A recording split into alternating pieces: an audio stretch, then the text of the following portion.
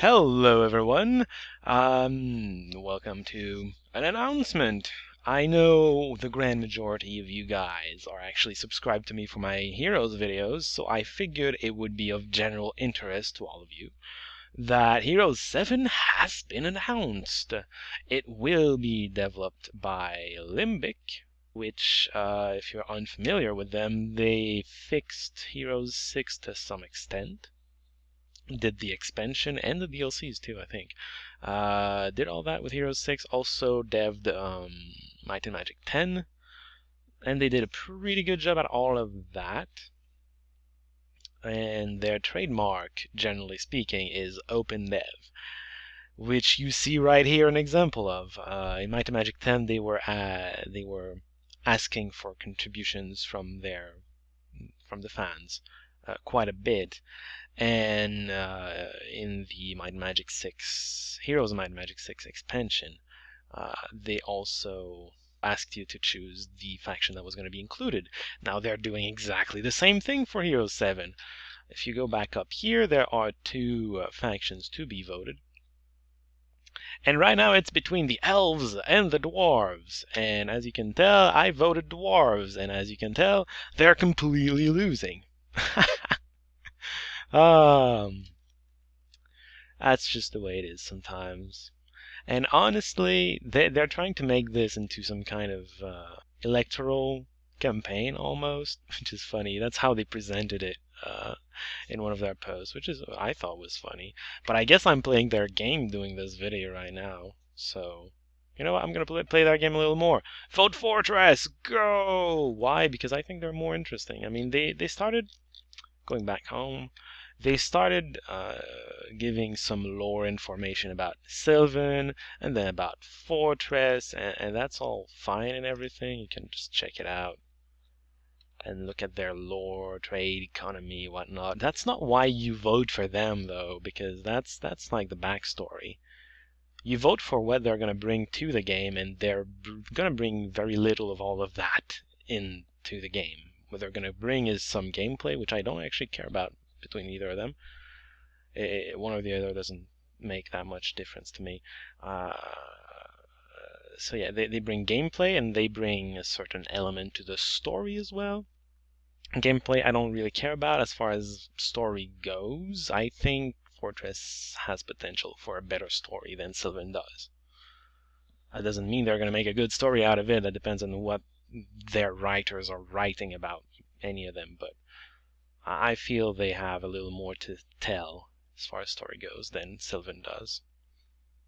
That's just my own curiosity, though. You might be more interested in Sylvan, or you might be more interested in gameplay. Gameplay-wise, both of them were not in Heroes 6, so you have to go back to Heroes 5 to really judge them.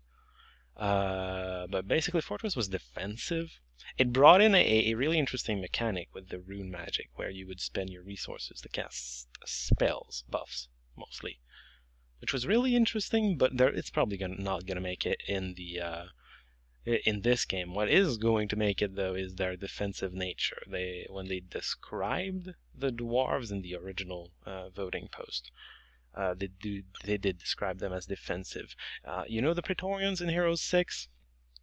Their ancestor is a dwarf, namely the rank 1 of Heroes 5 Fortress, which had a very similar ability where it would provide cover for, I think, only ranged attacks, but still. They're kind of defensive, not the Necropolis defensive. Necropolis was a turtle that would sit there and shoot you down. Fortress does not have that much firepower. They're sturdy, I guess. And then on the other hand, you have Sylvan, which is very aggressive. To describe them, they had reasonable, respectable even, ranged firepower with the Elven Archers and Druids. And then they had some rather fast units that could make it across the field in one turn, like the dragons, and hit multiple targets. You had quite a few creatures, actually, that could hit multiple targets. The Druids, the dragons. Is that it? The Blade Dancers. I was forgetting the Blade Dancers. So you had quite a few units that could hit multiple targets, quite a few units that could make it across. If you had a particular skill which increased your movement on grassland, I believe, a lot more units could make it across. It was a strike first and hard kind of mentality, very aggressive. And it is very reminiscent, if you want a comparison block, to Heroes 6 Orcs, actually. Because if you look at the Orcs in Heroes 6, respectable ranged firepower, with centaurs, goblins, harpies, Cyclopses to an extent, although Cyclopses you can cross the entire field in one go and do area of effect damage. Same thing with the Jaguars. You have kind of the same elements thrown in, just going in first, crossing the entire field in the first turn, doing a lot of damage, area of effect, with some decent ranged firepower. So very similar to Orcs. I like either Haven and or Orcs in Heroes 6, and I liked both of these in Heroes 5 too, so I kind of don't care about them gameplay-wise. If you do choose gameplay-wise, that's probably the main reason you would vote for one or the other. They deserve it more.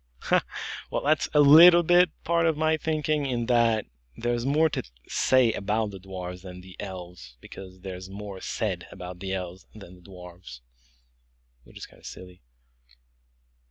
Apparently, the fortress gets a lot of attention in the comments, but not in here. They still need at least 50% more votes to actually have a chance.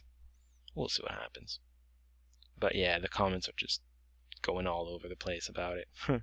There's also going to be a second vote for the other faction, and now there's a lot of rumors going around there. There's a rumor that it's going to be Inferno versus Dungeon. In which case Dungeon would probably win hands down, and I would contribute to that because I'm more interested in Dungeon than Inferno. That being said, there are also people that think it's going to be Dungeon and Sanctuary, because Inferno does not make any sense on the council. Because, by the way, this is an alliance. All of this, well, at least these four and the one we're voting here, are going to be on some alliance council that's trying to restore order to the Holy Roman Empire, I think. If I get the story correctly, which I may very well not, because I haven't read everything. I haven't read these either, by the way. But you're voting Sylvan versus Fortress to see who's going to be in the council, but I don't remember them confirming that the second vote is going to be for the council as well. So it's not confirmed that it's going to be for the council, as far as I know. So you could be voting for the antagonist, or one of the antagonists, on the second vote, and both Dungeon and Inferno completely make sense in that role. They have had that role before. And then B, the demons on the council are not impossible. They're very, very improbable, but they're not impossible. Case in point, every single time you had an Inferno campaign in Ashan, you were some good guy contributing rather heavily to saving the world. With Raylag first, who had none of... what was his name? Agril. Agril first in Heroes 5, and then Kirill in Heroes 6. So, yeah, not impossible. Improbable, but not impossible. I'd vote Dungeon no matter who they're against, though, because, well, I think they're more interesting. As far as the demons go, I liked where they were going with the Legion of Lust and everything, but not enough. That's just not enough. Besides, it's always about the freaking demons invading every single time. It was in Heroes 3, Heroes 5, Heroes 6. Getting tired of the main plot being demons being jerks. Really. Let's pass on to something else, like Sandro! The expansions were awesome. We're probably not going to hear more about Sandro, though. Not in this game. Oh well. I guess that's going to be it for me today. I would suggest you go vote, and if you're interested in Heroes 7, and you probably are, as I was saying, most of you are here for my Heroes videos. If you're interested, go right ahead and vote if it isn't done already, and vote for the short stuff, ideally. Although I'm not going to cry if it's Sylvan getting in, I kind of don't care. They're pretty even in my mind. In any case, I would suggest you get involved. They do listen to feedback.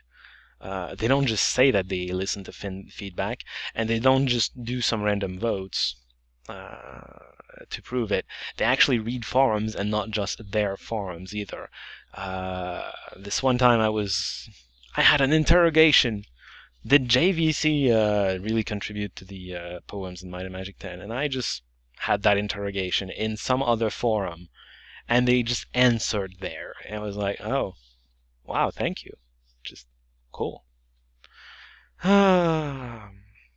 I think they're pretty nice. I don't like the whole idea of open dev very much, but they've done it before, somewhat successfully, so I'll give them a break for now. But the problem I have with open dev, if I'm gonna be throwing out thoughts out there, problem I have with open dev is that most of the time people are certainly going to know what they want. Most of the time, but most of the time they're also not going to know what they need. There's a difference between what you want and what you need. And I'm including myself in there. I don't know what's going to be the ideal game for myself. I can throw in ideas, but most of the people, when they're trying to design their ideal game, they're going to go back to what they've had, and they're going to want the same thing, which doesn't mean that the ideal Heroes game is going to be Heroes 3, because Heroes 3 is the most successful one up to date. People are going to instinctively go back to that and say, I want that because that was good, that was the best. And the nuance here is that was the best that has been done. That doesn't mean it's the best a Heroes game can be. And if you just keep going back to what you've had, you're never going to get the best Heroes game, or the best whatever game. Kind of hard to balance. So I don't know about open dev. In a limited sense, sure. You know what puzzled me the most too is they had some pretty decent storytelling in the DLC, at least, of Heroes 6. Might and Magic 10 was ordinary, I suppose. But Heroes 6, I liked their Sendro a lot. And what puzzled me I got here is, okay, they're pretty decent at storytelling. But how do you write a story when you don't know a third of the freaking factions involved in the story, right? That puzzled me for a while. I think I figured out at least dwarves versus elves, because if you go at their first description, both of them are neighbors to the Stag Duchy. It's the same duchy, not just the Empire. Everyone's a neighbor to the Empire. They're neighbors to the same duchy, and they've both had very not very, but somewhat bad relations with the Stag Duchy. And they're both isolationists that try to keep to themselves, don't really like the Stag Duchy. And the whole council's gonna be restoring order in the Empire, so I figure both factions have the same entrance into the story, where they've got the same relation to the Empire, and they'd have more or less the same reason for wanting to get involved in it. So I figure, oh, I guess that's how they wrote it. It's mostly just, they're interchangeable, mostly, as far as story goes. There's probably some details that vary, because dwarves and elves are different. I mean, just look at them. These guys are short, right? Very different. They've got long beards, too. Elves tend to not have beards in every single representation you have of them. They never, have this big beard.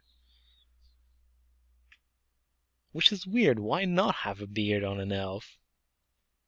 I mean, Legolas had one, did he? Did he or did he not? No, I'm wrong.